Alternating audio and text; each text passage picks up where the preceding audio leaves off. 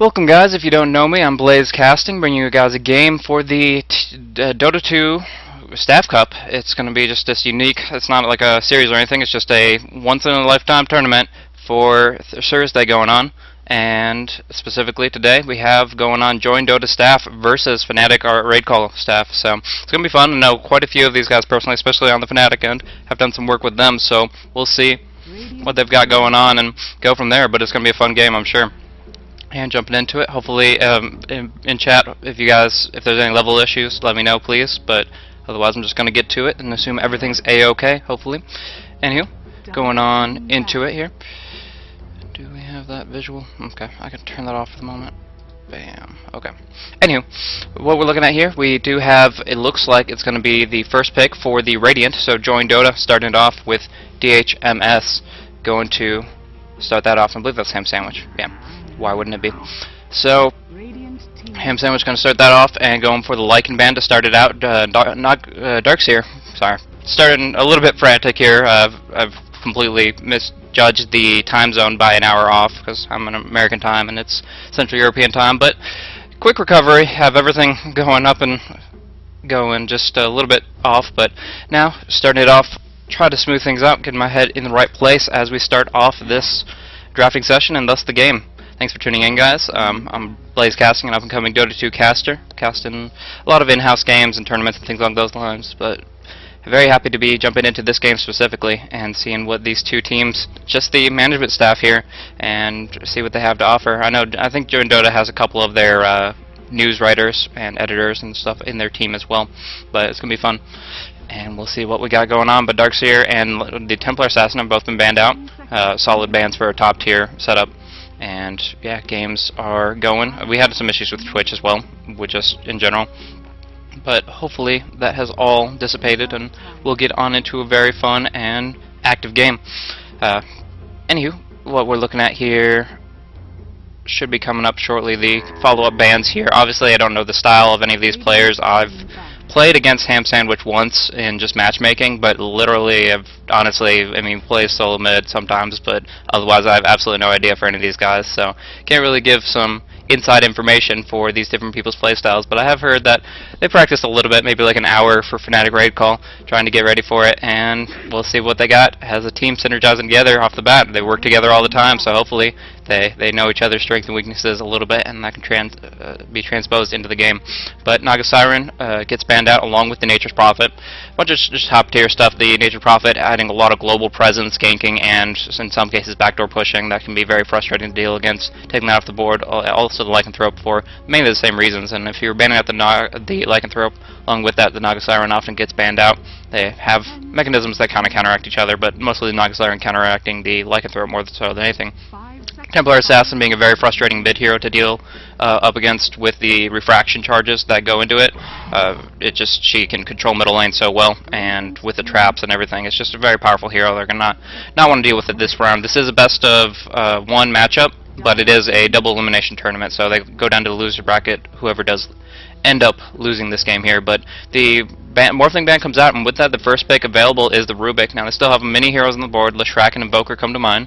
Tidehunter, Venomancer, things along those lines. Is this still 6.74? Later on today 6.75 will be released, but for the time being we're just hope for all day long we're going to be just going on the standard rules that we're all familiar with and know and love. For the time being, I'm very happy about the balance changes that will be coming out, but for the time being I think we'll just keep things smoothed out with the current meta and transition from there.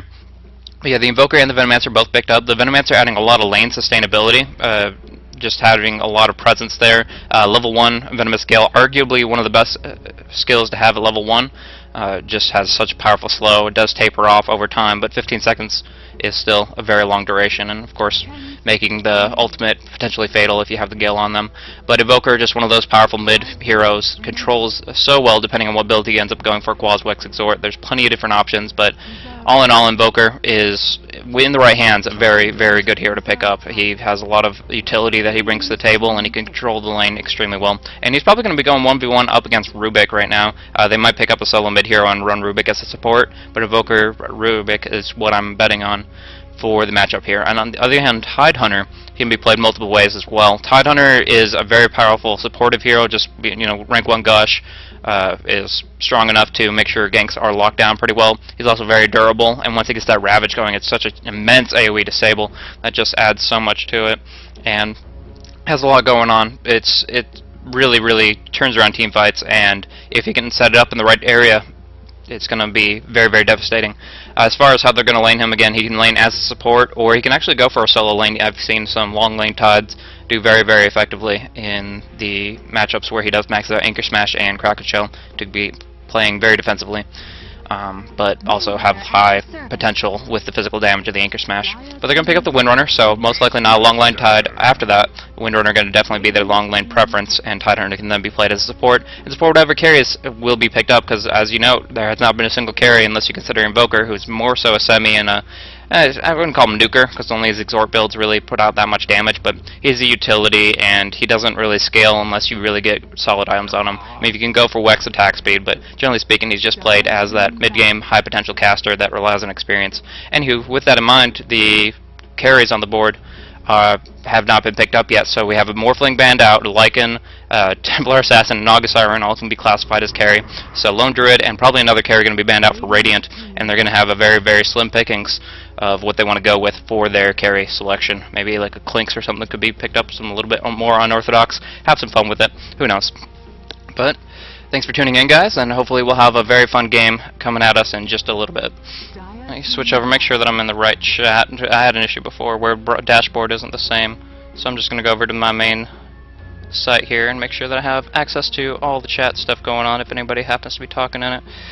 Anyway, back to the drafting here. The Anti-Mage also has gotten banned out, so with that you're looking the hero that he got a new model update and some leg reduction in the upcoming patch, but as of right now he's a very powerful hero that is very mobile, one of the fastest farmers once he gets that Battle Fury up, and he's very dangerous against an Invoker, especially with that. If he gets a higher intellect pool, the Mana Void pretty much turns an Invoker into a walking time bomb that can destroy his teams just by Anti-Mage sticking him. But it's going to be JoinDOTA that actually bans him out, because they're kind of going their mentality of banning out the carries, and that's a really good selection for them because they have first pick available. So if they ban out 2 carries and select one for themselves, then that's obviously 3 that won't be available for FnaticRC. So they'll be pretty able to secure whatever carry they're looking for and go from there, and that's going to be a really good option for them. Radiant team pick. But that is going to be the Chaos Knight. Chaos Knight is going to get banned out. That is powerful with Rubik, the Chaos Bolt, and the Telekinesis adding in a lot of disables possibly. Apparently you can ping in this, I don't know. But it's a little distracting, hopefully not too big a deal. But just these guys having fun. They were talking back and forth, talking a little bit of shit in the chat, annoying each other, but they're competing organizations, so you can expect that kind of fun stuff here, but they definitely don't get the spotlight nearly as much as they deserve to. These managers, these organizers, tournament organizers, general website controllers, they just are on the ball with everything about their organizations. Of course, they do make the big bucks for it, but all the same, they definitely don't get recognized as much as they should, and maybe I can poke fun a little bit of the guys that I know in this matchup here, but they have been looking at the Faceless Void this whole time. JoinDOTA had that pretty clear in mind after they picked up the Windrunner, that was the carry that they want to go with, and that's going to extend them towards the late game setup by far. They don't really have a Lich to support him, so they're probably going to run a tri-lane, Rubik, Tidehunter, and Faceless Void, which means they're still looking for a solo mid, and that's going to be a little weird. Unless they go for like a Crystal Maiden or something along those lines. They could run Rubik as a solo mid and then just pick up a lane support. So I guess they are still pretty flexible in that. They don't really have to rely on Queen of Pain pickup or something like that. But anyways, the Beastmaster is a decent counter to the Faceless Void, just being able to roar him in the Chronosphere, but I'm sure they want something else that can lock him down a little bit harder so they can actually get effective ganks on him. But then they're going to go with the Disruptor. I love that pick, actually. I was just trying to think about like stuns and stuff, lock them out. Instead, what they're going to go with is pretty much, okay, fine, you can time walk away, you can blink away, and then we're just going to glimpse you right back in, and with the kinetic field up, there's absolutely nothing you can do. So that's a very solid pickup, and of course the silence adds on into that. So I really agree with that pickup, and I think it'll add a lot of utility and a lot of potential to lock down this Faceless Void early on if they do put the pressure out. So that'll be very fun. Again, I don't know who's going to be picking these guys up. It is going to be the Lich. Okay. I noted that they didn't have a Lich because Lich and Faces Void kind of go hand in hand. Lich being very good to hard support this hard carry here, make sure that he can transition easily into the mid game. As well, Chain of Frost in a Chronosphere is like the most insane thing in a lot of circumstances. They're all locked into place. They're generally pretty well grouped up in there, and then there's generally, if you do it in the right position, there's not going to be very many creeps for it to bounce to, and you can't just spread it out and make it stop chaining off. So Lich and Faces Void looking for that Chronosphere Chain of Frost combo. It's going to be very, very painful, and that might mean that Lich is going to be on tri-lane though, and I'm not too favorable in that. Lich generally likes to go just in a standard duel, but with Tidehunter on the board, I'm thinking he's going to have to be stacking, pulling, roaming around a little bit, but mostly staying in the tri-lane with the Faces Void Lich. So it'll take a long time for Lich to get his Frost Blast up. He generally ranks his Sacrifice at rank 2 to get it in line with the creep spawns, and then from there he'll go on and get more nuke-tastic Frost Blast action going on. But that means we're looking for Lich's number 4, and from there, where we're going to be looking at Lich hitting level 4. That's when he's going to kind of hit his stride as far as harassment goes, and that's going to take a long while if he is going to be in that tri-lane setup with Faces Void and Tidehunter there. So we'll see how it goes. I've also seen a Faces Void and a Lich run dual lanes, but I've not really found that to be the most favorable here. Do have Lyonic going to be disconnected but come in just a moment's time, but they're actually going to pick up an Undying. Dirge getting picked up, and that's going to be very fun to watch exactly what he can do. Whether they're going to give him like a high experience lane, or if they're going to play him like a tri-lane support like they used to back I'm thinking about a year and a half ago, something along those lines. He was playing some tri-lane support action a little bit before the International 1. So there'll be some interesting setups for him, and we'll see exactly what he'll bring to the table. But No Name is actually going to pick up Undying. That's my man. So we'll see what he's got. Has the Strength Steal, has the potential to drop down the Tombstone, and things along those lines. It's going to be very interesting here. So Lyonic picking up the Venomancer, going to be going for the support. And one thing you'll note from this lineup here is, like I said, Invoker can kind of carry to some extent, but right now they don't actually have anybody that's a hard carry, and so they're really what they're going to be trying to do here is win early mid game. They're going to focus on, and that's going to be difficult to do up against the Lich. Mr. Blue picking up the Lich, he's going to be able to control lanes extremely effectively. That's exactly what Lich does. Switching on my overlay, sorry about that. Okay, got the scoreboard and everything, very cool. But yeah, Lich, one thing that he does best is win the laning phase and make sure that HolyMaster will be able to farm up and get exactly what he needs to at the beginning of the game. So, but the Dire lineup is completely designed around locking down Faceless Void, preventing him farm, trying to group up together and get some very powerful team fights and disruptive action, and hence the disruptor pick. Now, but the one thing is Invoker will be a little bit of experience reliant, and he probably will be going for a Wex build just for the attack speed, but actually no, going for the Exhort, picking up a lot of attack damage, and from there might be going for a physical damage build with like Forged Spirits or something along those lines. But they're trying to roam around. One really smart move from JoinDOTA staff here, they're going to be putting down a Radiant Ward. Actually going to take off the JoinDOTA tag because obviously they have their own name here. So let's remove that there, and hopefully that'll look a little bit better. Yeah, it looks good. Okay. So going on into it, we have HolyMaster up on the Faceless Void, supported by Mr. Blue. Desix also coming in on the Tidehunter, going to be doing a tri-lane on the bottom lane, and a counter tri-lane, going with Dirge aggressively. So Undying going to be picked up by No Name, going to be going down on this bottom lane with Lyonic and Street, trying to play super aggressively. I love this action. Kinetic Field already picked up by Disruptor, doesn't want some measly harassment damage, wants to put him in a tough spot, wants to tombstone him with a Kinetic Field in there and just let the zombies go to town. So right now all he has is the Soul Rip, which isn't the biggest deal in the world, but now they're kind of getting a feel for one another. They're just looking at each other's positions and want to go as aggressively as possible, stick on top of things, and that's going to be definitely an option for them as this lane setup progresses. Now, it's interesting now, the Radiant put up the ward here to try to block off the spawns of the Ancient Creeps and try to deny that as best they could. But the funny thing is, Beastmaster didn't even want to do that. They want to go an aggressive tri-lane, and so Azo, not even worrying about Ancient Creeps whatsoever, is in the safe lane up top. So not going to be stacking, mostly going to be just focusing on farming up 1v1 against the Windrunner. Both of them pretty equally situated in that lane. Windrunner a little bit better off, but not going to be too consequential one way or another unless there's some amazing shackles coming out. Meantime, Andre is level 2, has that Blades of Attack, so he has a lot of auto attack damage right now. And for the time being, he will be able to last hit extremely well in the lane. You can see that right now, 5 and 1, just waiting the lane just a little bit by the Rubik for the time being. Once the runes bottle comes out for Rubik and the runes start going up, that will shift, but for the time being, it's going to be Invoker taking that lane in stride for the time being. Is that Dr. Benny, I guess? Dare Benny? Not too sure. I can't recall if he's a writer or something, but we'll see what they got. Tidehunter actually picking up a gauntlet. Interested in that. I don't know if he's going to be looking for a drum in the near future or maybe an urn, but we'll have to see. In the meantime, right now the lane on the bottom is a little bit passive. Not exactly what they're looking for. I mean, I guess they're a lot more powerful with level 2, with Undying being able to pick up Decay or the Tombstone. Either one of those can be very effective here. They want to lock down somebody next to the Tombstone and keep those zombies spawning. But for the time being, I guess they're just going to have to be passive until those level 2s start coming up, which will be in a very short time period, as they are. You see him 198 out of 200 on the Undying himself. And right now, so yeah, not too much happening in any of the lanes here, but that's going to change very quickly. At level 2 or level 3, they're going to want to go as aggressively as possible. And right now, Undying getting a lot of farm, can get up a lot of good tank items with that, and from there, just blossom into this hero who can go as aggressively as he wants to, and try to lock down the enemy supports, and hopefully faces Void as well. He's playing very defensively, has the backtrack skill, and will probably be maxing that first with a little bit of action, maybe 1 point in Bash, and then the rest in Time Walk.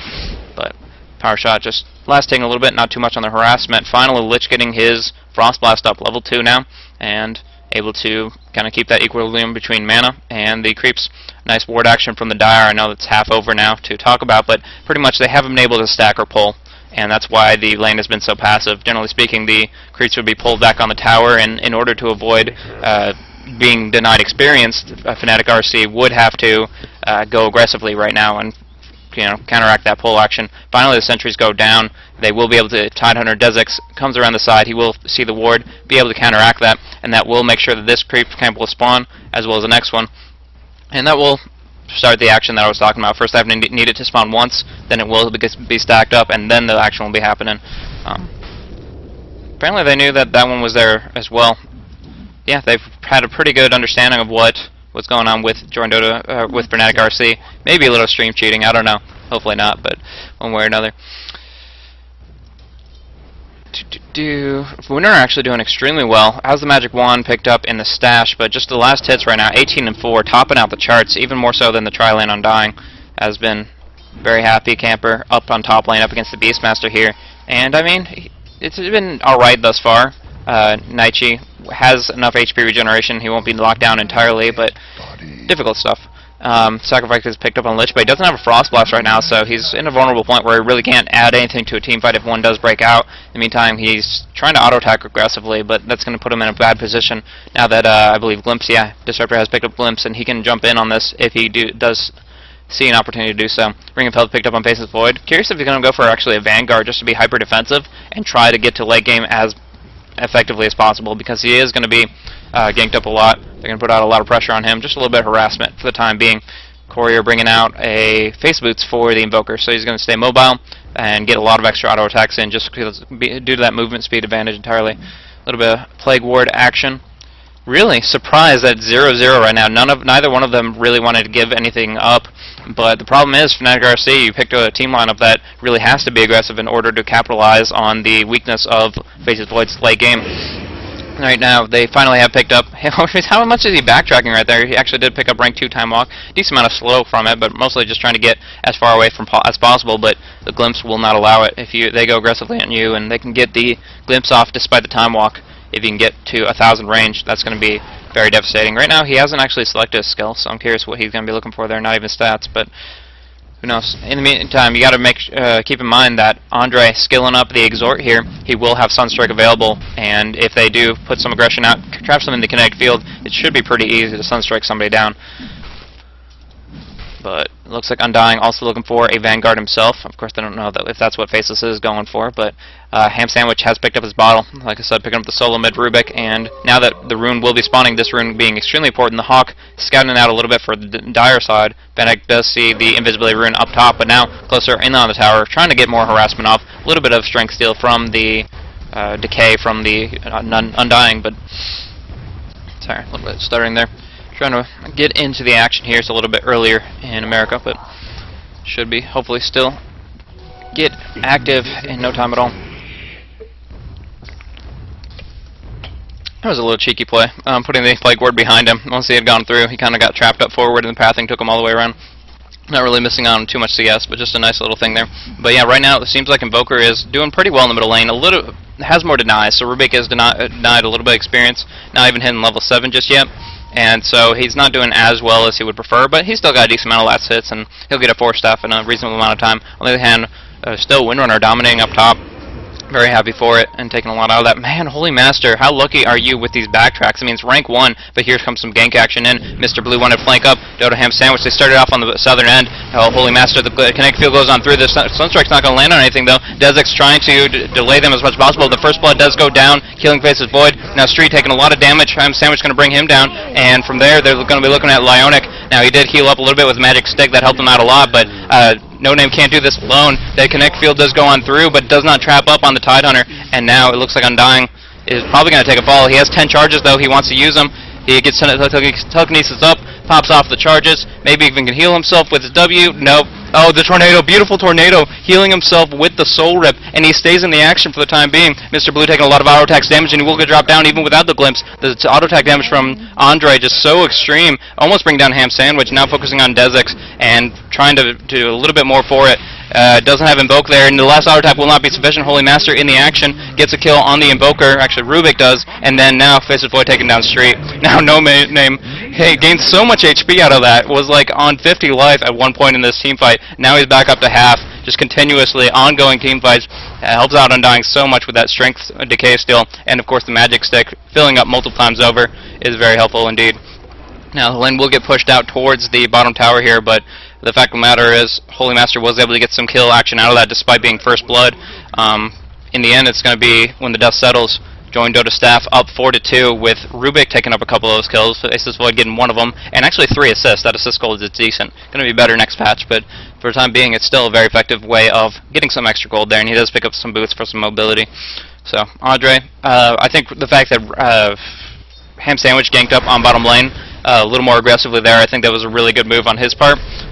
Obviously starting it off and getting pretty much on the southern end, they were able to start off the team fight on the south where they were out of position and get some quick and easy pickoffs before Invoker came back in. It was very unfortunate that they couldn't bring off the Undying, the tornado action from Andre, keeping No Name up, and that was really good play by them, but it was just with that gank action and the fact that they knew that Dire didn't have a ward here, they were actually able to go aggressive without smoke, and that gave them some easy pickings right there.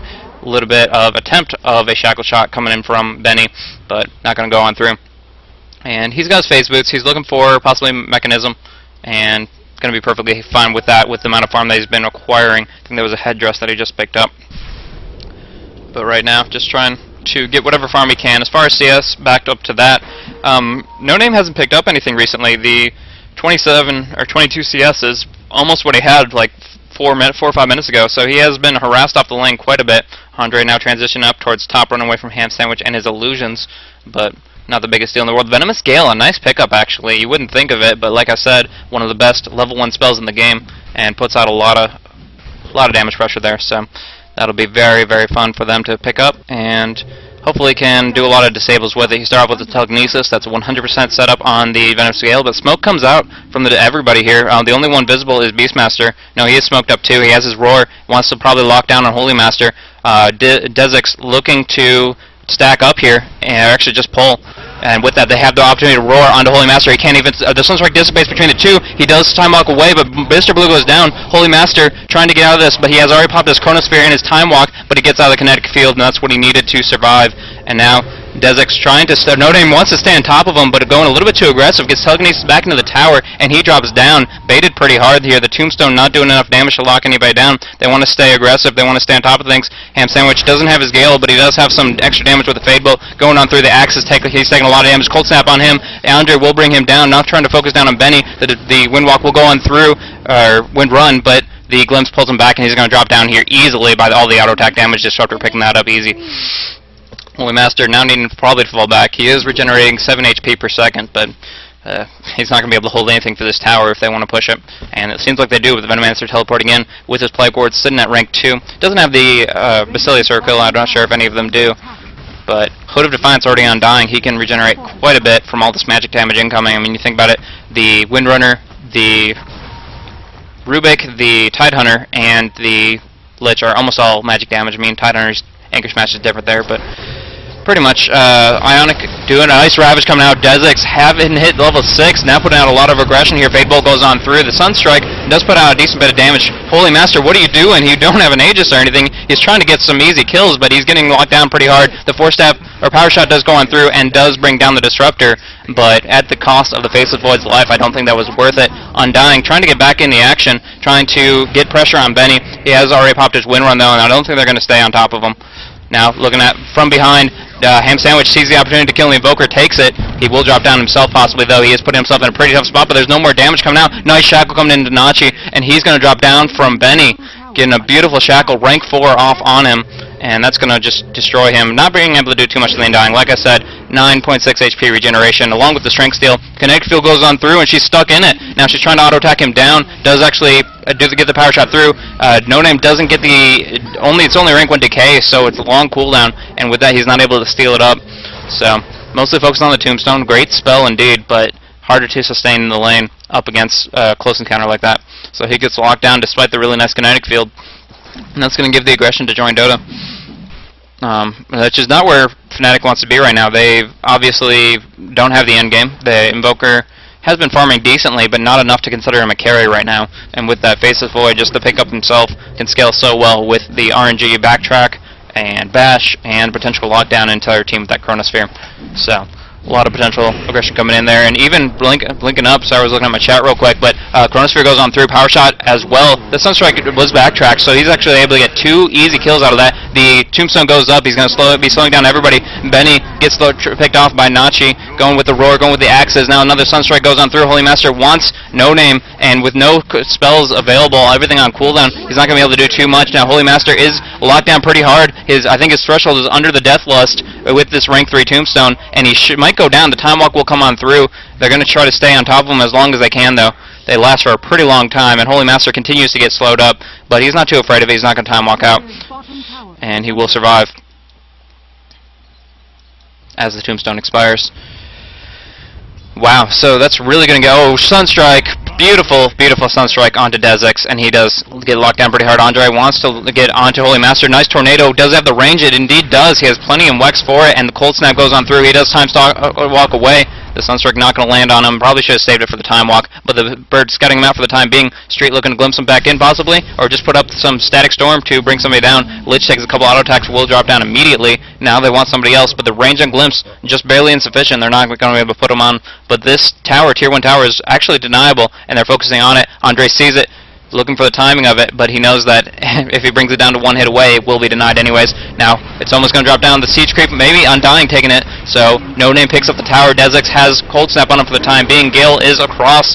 Tombstone and Static Storm going on through. Desix gets another nice Ravage off, though. Hits on almost everybody. No Name in a lot of trouble. 10 sticks, a lot of soul rip, but is not going to get it off. And now HolyMaster getting hammered on by all these zombies, and he tries to Time Walk away, but it's not going to be enough. Deathlust will allow them to stay on top of him, and they will bring him down. Now Andre trying to bring down Lich, a little bit overextended. Benny getting off a quick Power Shot off on him, and will bring him down. Now a buyback did go on through on Rubik. The Mr. Blue pulled in a really bad spot, but now the damage isn't there to bring him down. Instead, Leonic's going to take a fall, and Mr. Blue actually is going to die to dots on a boar. The telekinesis goes on the board, but I think Gale will bring it down unless they go for the deny, and it's not enough.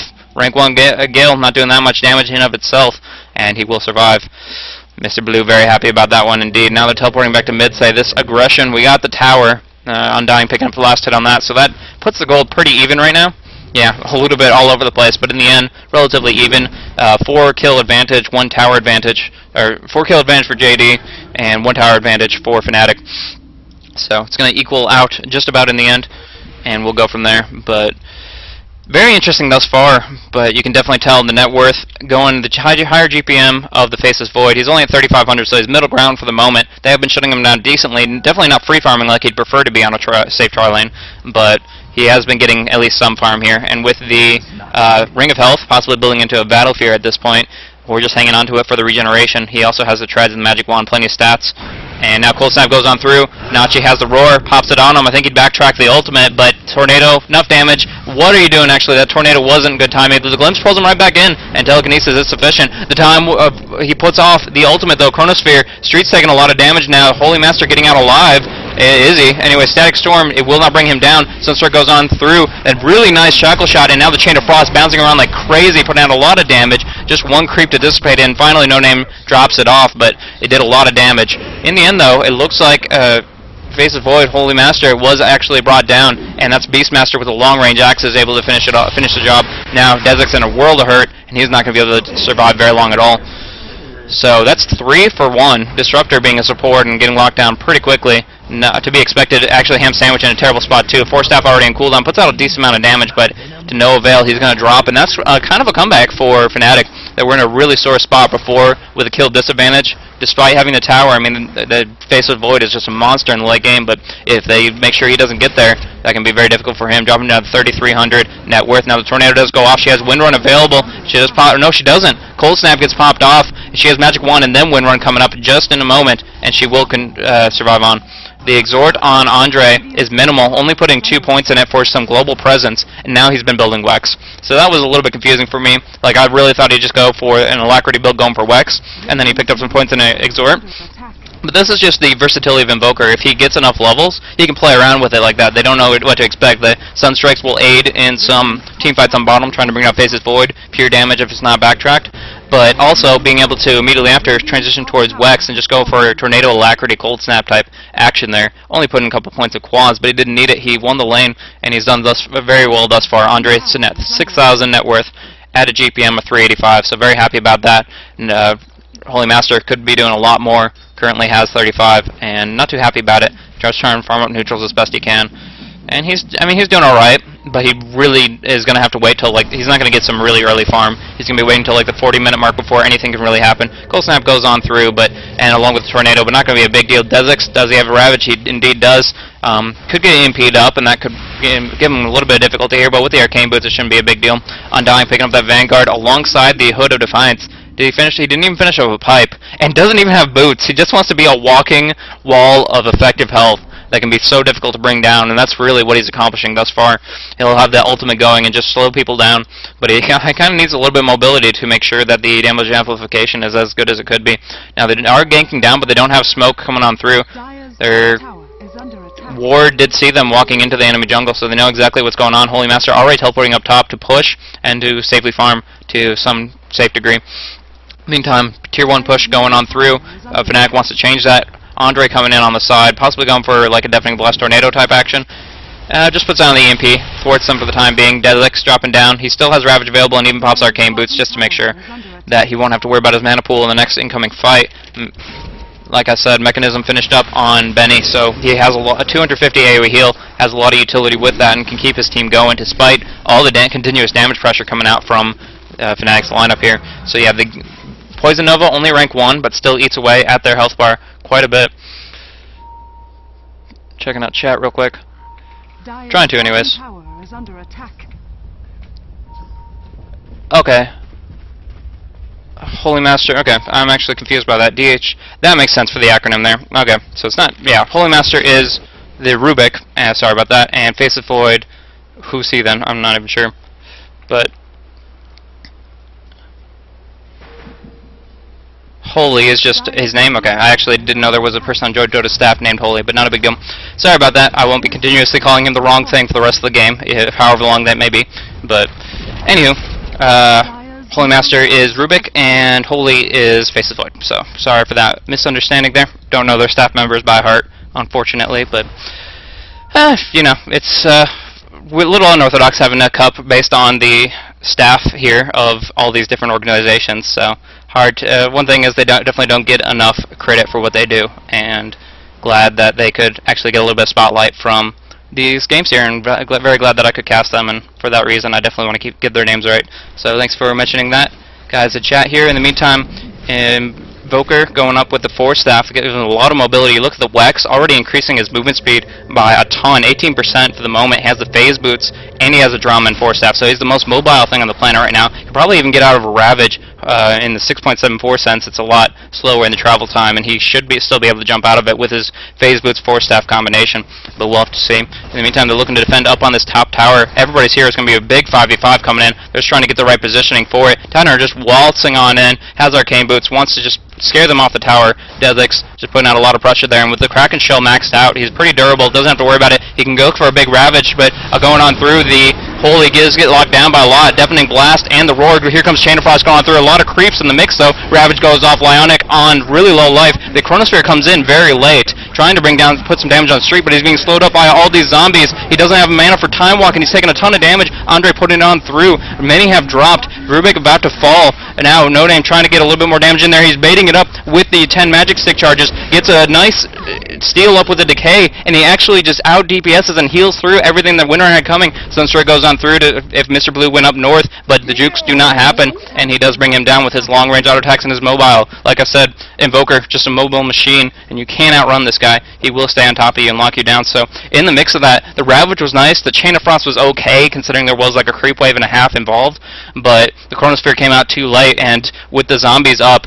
actually Faceless Void really not able to do almost anything during this Chronosphere, just dropping down immediately after the fact, and that was not the team fight JoinDOTA was looking for, that's for sure.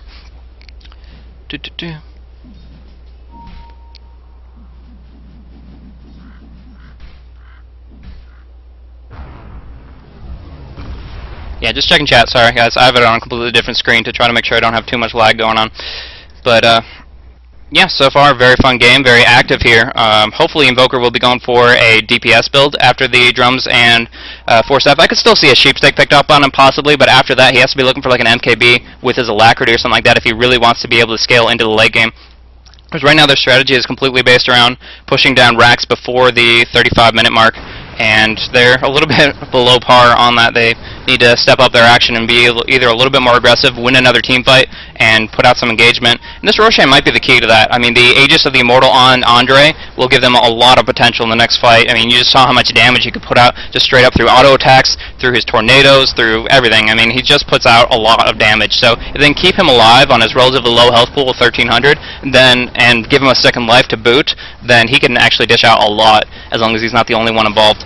But I actually really like that engagement, how Beastmaster flanked up Nachi going on the western end. Tidehunter was always waiting to Ravage on the eastern end, and so wasn't really expecting the initiation to come from that direction. But through that, everybody was a little bit split up, the Ravage was delayed, and it was just overall thwarting the expectations of JoinDOTA in their teamfight ultimates there.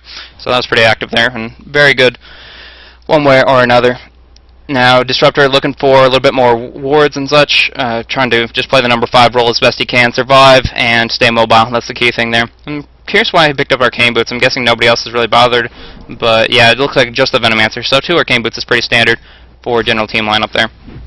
In the meantime, Undying has finally picked up his boots, wants to be more mobile than the 310 he was sitting at before, so that'll give him a little bit of extra mobility and allow him for his rank 2 ultimate to increase the damage amplification. There are tiers of damage amp that stack up from the Flesh Golem, and it's based on his proximity to his opposition there. So far, so good, and hopefully we'll be able to have enough damage amplification as well as focus to bring down the Faceless Void. Now, one interesting thing is the Faceless Void is about to pick up a Mask of Madness. This can be a gift and a curse in 2 different ways from Holy here. Mask of Madness is a great item as far as attack speed goes. Procs off his time lock multiple times over, can lock somebody down really hard, especially 1v1, and also in Chronosphere you're generally not taking very much damage, so it's very effective then. But outside of those circumstances, you take 30% increased damage, completely counteracting your backtrack to as long as you're not RNG crazy.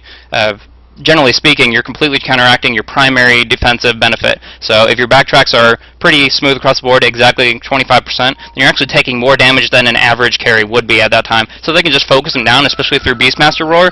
They can lock him down hard, and that Mask of Madness can definitely be a curse if it's used at the wrong time. HolyMaster getting picked up, has the 4-staff, looking for a Bloodstone primarily. He doesn't even have Arcane Boots, so it's going to be a little bit delayed, but he's only level 13, not the biggest deal in the world. The one thing I'll note is that through all this, despite the massive CS on Windrunner, it's actually looking, the net worth is in favor of Andre, at sitting at 8150, now moving up, and experience per minute is huge, 578 on this Invoker. He's level 16 at 26 minutes in the game, about to hit 17, which is a rank 4 Invoke, and that gives him only 4-second cooldown. I might have just gotten that wrong, even though I was just staring at it. 5-second invoke cooldown with the max rank there, and he can be very active in teamfights, even without an Aghanim Scepter. Just stay on top of things, but a lot of auto attack damage, and should cast those spells back to back to back. So very powerful there. Still has the Aegis, like I said, and here comes Mask of Madness. So we'll have to see if Faceless Void with that timing. If he puts up that 30% debuff at the wrong time, though, it could easily spell his doom with a well-timed Cold Snap or the Primal Roar. Is it Primal? No. Yep. Brewmaster and Beastmaster. Animalistic. But anyways, the Tornado EMP goes on through. Dezix trying to get a good Ravage off. Does manage to do so, but there's no really to follow up the damage. Now, HolyMaster coming on through. The Shackle, nice on Andre. They're going to be able to put a lot of damage into him. The Dezix will fall. The Roar goes on the back end, focusing down, trying to bring down. Faceless Void is not even in it. Now he puts down the Chronosphere. The Chain of Frost is going a lot of damage, bringing down Street. Now bringing down the Venomancer on the back end.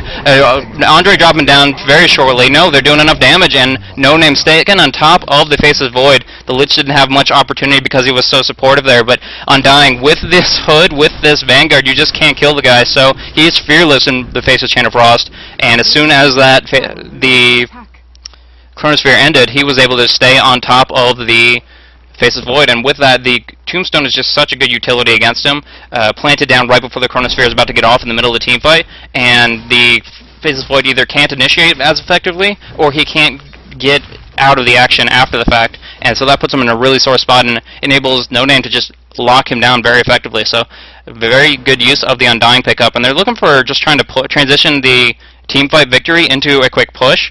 And right now, just checking chat real quick. No, Toby's not playing in this game. He's playing in, although the JoinDOTA, obviously he's a member of JoinDOTA, he is not in this game specifically. There's one team specifically for English casters, so he's on a team with AEC, Draskell, trying to remember exactly who else is on it. There's obviously 2 others, but they're not pro gamers, so Cinderin's casting. I can't recall off the top of my head who the other 2 are, but there is an English casters team, and LD I think is one of them. But, anywho, moving forward with this game here, nice Tornado EMP going on through, popping up a little bit early, not timing it exactly as he needed to. Remember the Wex change a while back is that where Wex build, sorry I can't even talk right now, where Wex used to be the only build that people went, they nerfed it so that when people were up in the air with Tornado, the EMP would not affect them, and so Andre timing it a little bit poorly there. But the spells are a pretty quick cooldown. I'm just trying to throw out some harassment anyways. It's not going to be the biggest deal in the world. In the meantime, Holy picking up a Vanguard now for some durability, and that will help a lot with the fact that Mask of Madness turns him into quite a glass cannon. So an extra health pool there with the 250 from the Vitality Booster will help him out. And some extra damage block, but putting a lot of damage in this tower, and the Mask of Madness makes it easy work, and able to get the last hit on that, so there's plenty of gold headed in his direction, but the smoke is coming up. He's got to know he's in a pretty poor spot right now, if he has any good map awareness, but instead they're TPing towards mid. They want to hold the tier 2 tower here. Dezix gets Static Stormed up for the time being, wants to pop a Ravage, but is silenced. Now the Deafening Blast goes on through the Ravage finally, but Shackle as well, but Street will drop down to the Anchor Smash, now comes on through the Chain of Frost. Venomancer and Invoker right on top of each other. Invoker drops down, popping the Aegis. Venomancer having to fall back with extremely low life. Now No Name trying to be in the action, trying to focus down on Lich. Being slowed up by the zombies, and the Cold Snap almost knocking him down, but the amazing Chronosphere coming out from Holy and keeping Mr. Blue alive. And with that, unless this Tornado latches, it does not. They're not going to be able to keep him down. Never mind Andre. Forgot about how fast this guy is. A couple more auto attacks, burn him down. The Shackle will not latch, and Benny's going to take a fall as well, since Rick won't manage, but, you know, again, Andre, the fastest thing on the planet. He's not running Wex right now. He needs to Wex to keep up, but he just wants to invoke. Cold Snap is active, trying to phase boot on through, but right now the TP goes on. Needs one more auto attack. Cold Snap was still up, but no, does not manage it, and so the Windrunner will escape. Andre not running the Wex passive, and therefore not getting the instances of increased mobility that he needed to stay on top of him there. But at least he got the Cold Snap invocation, but it just wasn't enough to lock down the Windrunner, or even the Faceless Void. So with that, they did lose an Aegis in that fight, and they generally otherwise came out even. And so that wasn't the best thing in the world. I mean, Roshan will be up in 4 minutes. It would have expired then anyways. But the only real thing they got out of that is the Ravage is currently on cooldown. But they don't really have the team lineup to capitalize on that unless Beastmaster gets up in the action and pops off with a Smoke Roar pretty quickly. But in the meantime, HolyMaster looking for some quick, easy magic damage coming out. Not going to happen though. Everybody playing very passively at this stage in the game. As far as wards go, just covering up on top rune, generally speaking, keeping general coverage of their side of the map, just saying, okay, as long as you don't cross into our territory, we'll be in a good position here, but that's not entirely true with Holy farming up more and more. Once he gets some big items, it will be a really big deal here. Now the smoke does come out. Looking at Beastmaster, he's going to be looking for some big initiation. Has picked up that Necro 3 and the Aura with it. A lot of utility, a lot of mana burn. They want to gank on Holy. The arrow or line will indicate that, but I'm looking at chat real quick. Looks like everything is going on through. Yeah, actually, Twitch is having a lot of issues right now. There's like some super LOL tournament or something like that. I could barely get authenticated to start off the stream, so sorry about that, but I was having some issues with frames, but even before this, just because my system needs a bit of an upgrade. I have some motherboard and RAM coming in, but anyways, this big gank on Holy, you can just see it for yourselves, locking down perfectly, all this disables, and even when the roar dissipated, you had the static storm on him, he wasn't able to time walk away, and I'm actually questionable on this. I know how it worked in Dota 1, but as far as whether his passives get silenced up as well, backtrack and such, I'm not exactly sure if Static Storm will apply that or not. But one way or another, they were able to easily bring him down, and that's not going to be a big deal at all. So, now they are focusing on the Tier 2 tower bottom. They don't have the Chronosphere variable. They don't have really anything except for the Ravage to teamfight with. They're just going to say, hey, screw it, we can't teamfight you without our Faces Void, so we're just going to trade it up, Tier 2 for Tier 2, and then everybody's going to fall back, and that's just going to have a net result of an effective gank of the carry for sure, is always going to be what you want. Being able to lock him down is a really, really big deal, especially with him being level 17. That puts the experience way back in the direction of Dire. You can just see that little nudge in the right direction there, and it's going to be experience advantage for Dire, as well as at this point a gold advantage, but it's still going to be very reliant on Invoker to make sure he has the disables onto Faceless Void with this Slice of Ice. Really, really important here. 3.5 seconds is an insane amount in a Dota team fight, and with that, Faceless Void doesn't look like he's going to be able to pick up a BKB anytime soon. So, unauthorized heroes keep out. That's silly. They don't have a team logo, but soon you guys will. Looking at the patch notes for 6.75, it looks like the Dota 2 team setup will be available either today or tomorrow or whenever they decide to patch. Most likely right in the midst of this tournament, if it would be my luck. But one way or another, the team setup will be out, and you can upload your little images and stuff, create your logos and things along those lines. That'll be very fun indeed. But Bloodstone extremely delayed on Rubik. He wants it a lot sooner to try to get the stacks accumulated, get a little bit of advantage from the assists and the kills that kind of hero can bring out. Tornado, trying to force that away from Tornado, but Andre, you should know, man, it's like the longest thing in the world. You're throwing it out every other day, but has been stolen by the Rubik for the time being. And I also have to remember, there's really, as far as their drafting goes, with the first pick Rubik, there's not that many major ultimates that are available to be stolen. I mean, Static Storm's pretty solid. Kinetic Field can even be circumstantially extremely effective. Careful, Andre. You want to be aggressive, I know, but nice EMP Tornado, at least hindering them for the time being. And right now they have no wards on Roshan. They have no idea what's going on. It is very slow going. They don't have that much physical damage, but they're doing more to him every second with these Plague Wards stacking up, doing piercing damage, which is 150%. And, yeah, bring him down over time. They might have an idea now. They finally getting the word up, but now Andre trying to mess with him a little bit, clips him with the Ice Wall, and Glimpse even trying to bring him down before the Chain Frost can go on through. Not going to happen, though. Dezix looking for a Ravage, get nice silence coming out. Static Storm, Dezix falling back. Tornado not landing on top of him, though, and going right back in the other direction. Popping up. Disruptor right here. But anyways, in the end, the Aegis the Immortal came through, and Beastmaster actually picking up. I guess they just want the Aura to stay in the action, and I can't disagree with that necessarily. And the Ultimate's on a pretty short cooldown of 70 seconds, not too bad there. But one way or another.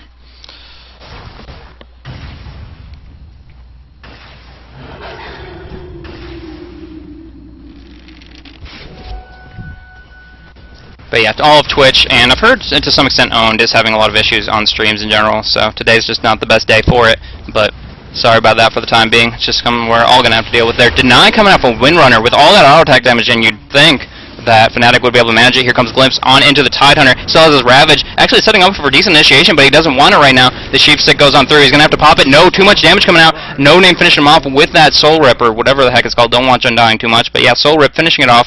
And he has the Pipe of Insight if he needed it anyways. But no, good action. Just bursts him around just barely. Kraken Shell pulling him out of it at the last second, but the animation is too high on it, and Ravage was not able to go off. Now Chronosphere is still available. He's going to be looking for Ultimate Orb. He's looking for like Manta style. I don't even know. But we'll have to see. I guess you could link into the Roar. It'd be a little weird for Faceless Void since he really needs damage too, but we'll see. We will see indeed.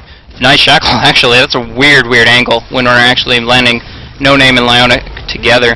but in the end the tier 2 tower has fallen, and that's going to be a lot of gold in favor of Fnatic right now. They already are at 33 to 26.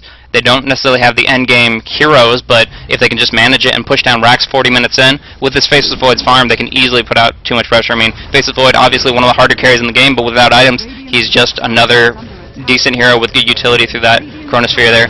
Now, Tornado goes on through, trying to disrupt. Now, Dezix trying to get his Ravage off, finally gets out of the silence, gets it off, but now he's really low life. Faceless Void having to fall back. Now wants to get back into the action. DHMS going on through. He has the Roar, can pop it off on whoever he wants. The Chronosphere goes on through, though, looking for a quick and easy kill on Nachi, but Holy just going on the front end of things, beating down on No Name, who's so tanky. Why are you focusing on dying? You're dropping down too fast, and he's actually surviving through all of this. They're so much auto attack, not disjoining it with that time walk, and he's going to drop down. Rubik cornered into this little point right here and not able to get out of that. Tornado does land on Windrunner. Will that be enough? The Cold Snap, the Glimpse say so. The Connect Field, though, not locking him in, and that with that, her 4-stop coming off in 2 seconds, she'll be okay. So, almost really good play locking down the Windrunner, but, I mean, they destroyed a team fight anyway, so what do they really need? But yeah, 4 for 0. They were able to, despite all those ultimates, the Rubik they didn't even bother with, but the problem was, really, they were focusing down the tankiest guy in the game. They were focusing down an Undying with a Vanguard at Pipe of Insight, level 17, who can spam out Decay, who heals with every single hero kill by % of his health, and also with the Soul Rip with units around. So it was kind of a big mistake. Holy, like when he popped off that Chronosphere, I'm like, yeah, you got an easy kill on the Beastmaster, then go over to the Disruptor, easy kill there too. And instead he's focusing on the guy on the front line. Yeah, it's the closest guy to you, but holy crap, that guy is way too beefy. Focusing on No Name, not good for you at all. Now, I'm not sure, I guess he got 4-staffed out. Yeah, he has a 4-staff of his own actually, but he goes glimped right back in. A little bit more damage coming in, and will be enough. 6 HP. He 4-staffs in, and he does get the kill on Lich. Buyback coming out from Windrunner, trying to get back in this action here. Ravage will not be coming up anytime soon, though. And with the top racks already taken down, and they're transitioning in towards mid, this could be a good game if they win this fight here. Nachi pops off his Roar, just to make sure a Tidehunter falls through. Invoker buying back, popping off a Sunstrike, and then trying to get back in the action with his Wex. But it looks like it has been defended for the time being. No Name actually running into the Chronosphere here, but Holy getting a lot of kills out of this, and Rubik as well. 4 kills, I wouldn't say stolen, but acquired for HolyMaster here, and he's going to easily be able to bring down No Name as well with the axes or whatever. And that's a rampage for the Rubik, and very effective. Obviously, he was just kind of cleaning up everybody after winning that team fight and pushing up on top. That was Rubik just burning down really low HP heroes. So effective play by him, and a really good Chronosphere, but really it was the overstaying of the welcome of Fnatic's lineup. They were too desperate for these racks. They know that they don't want the game to go on to like a 50-minute mark or something like that. They wanted to bring down these racks. If they were able to do so, they could have easily taken this game. 2 racks advantages, very, very hard to come back from. But they got the 1 racks, then they lost the team fight. So now it's going to be about Roshan, which, never mind, it's going to be coming up in like 6 minutes, so plenty of time for that. Checking chat out real quick, just making sure. So as far as bans go, Templar Assassin and Lycanthrope, Naga Siren, Darkseer, pretty standard stuff. I mean, nothing special. Later on is Chaos Knight, Lone Druid, and Mage, and a bunch of carries and stuff, but mostly the Faceless Void pickup was because of all the carries banned out. Specifically, JoinDOTA had the first pick coming into the second picking phase. The fact of the matter was there were so many carries banned out, Morphling, Anti-Mage, I mean pretty much every top tier carry was banned out, and so they went for a first pick of their own. That's why FnaticRC didn't even bother with picking up a carry. They just went and said that Invoker can scale pretty well and go for that. Speaking of which, 14.8k net worth. But otherwise, yeah, the Holy just kind of picking up the Faceless Void because it was their best option at the time in my mind. So I agree with it. But anyways, the Sheepstick coming out, so he wants this 1v1 street with that Mask Madness, now taking a ton of damage, so 30% increase received. He's still stuck in the silence. Cold Snap, oh, barely gets the time walk off, gets glimpsed back in, and the dot damage is plenty as well. So, Mask of Madness, great choice in pubs, great choice when you're dominating or can get the best Chronosphere of your life off, but right now, not your best option, and he wasn't able to pick out the Disruptor. Instead, got dropped down himself 60 seconds on his death timer as well. He doesn't have the buyback available, and that's a really long time for when you consider the fact that they'll be knocking on your tier 3s in just a moment. Got a couple Flying Couriers dancing around. I'm not sure what's up with that. The War Dog and the Yak here. So, Juggernaut's pets fighting each other, but anyways, looks like Nachi's even going for kind of a tank carry build with the Heart of Tarrasque, very durable, can sustain through a lot of the damage coming in from Faceless Void, make sure that he stays in the action there, and of course, he does a lot of damage too, since strength being his primary attribute. You can just auto-attack pretty hard. Now the Roar Ghost going on Deathix. The Kraken Shoal will take it off in a moment's time, but just setting up for the Tornado EMP, Kinetic Field, Static Storm as well. He just can't do anything. Deathix barely getting out of it and surviving for the time being. Pipe popped. The Ravage went off though. Here comes the Chain of Frost going on through, bouncing on a couple creeps, but Benny trying to stay alive with the mechanism. They need to focus on the tower instead. Now Benny gets glimpsed back in. Maybe they can bring him down. No, still too mobile. Gets out of the Kinetic Field, and this is actually falling apart for Fnatic. Faceless Void has come back up. He wants to clean this up, and they're actually going to have to fall back. They have to run for their lives, or they're going to get cleaned up hard. Because, I mean, Rubik is a big part of their team fight, but he's not the only part, and they should poke down this tier 3 and get out of here. Ionic a little bit reluctant. Wow, words. Reluctant about that. He actually has a Reaver, so 1600 HP, but doesn't have that much armor. Who am I kidding? He has a Mechanism, a Basilius, and a Medallion. So he's got a decent chunk of armor too, as well as being an agility hero that has a decent agi gain for being supportive. But they still want to keep the pressure up, but Rubik's about to come back, and I think staying any longer might be a complete mistake. They want to just poke down this Rax really quickly, but here comes Rubik in. HolyMaster wanting to put some aggression out. Force Staff, Bloodstone up. Get on the action. And shoutouts. Don't know exactly why we're doing shoutouts right now. Kunia just tuning in for the time being, but here comes the Tornado going on through. The Deafening Blast a little bit early, and now the Pipe gets popped up. Here's a big Chronosphere. Going to easily be able to pick off Beastmaster before he can even Necro Minion.